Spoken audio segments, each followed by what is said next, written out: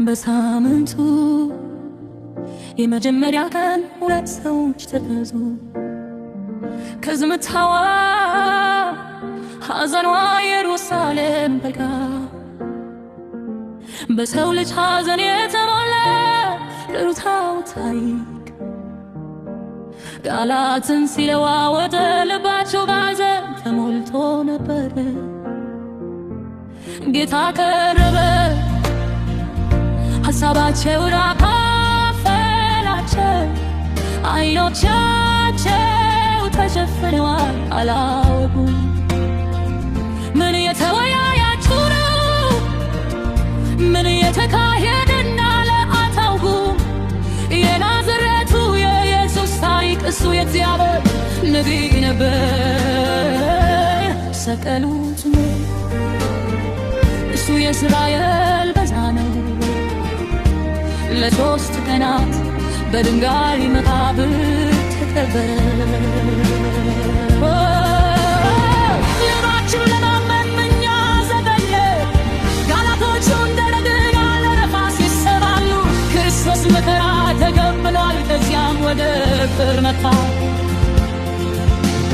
ከሙሴ እስከ ነቢዩ ብዙ ምስጢራዊ ትርጉሞችን ገብቷል።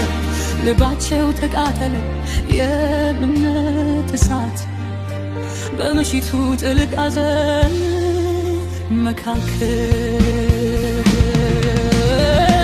ምሽት የደረሰ ነው፣ እባካችሁ ቆዩ። ሌሊት የመጣ ነው፣ ብርሃኑ የጠፋ ነው። እንጀራውን ወስዶ በረከትም ሰጠው፣ ጉርሱም ሰጠው። ከዚያም እንደገና ተፋ፣ ዓይኖች ተከፈቱ፣ ልባው የፈነዳ።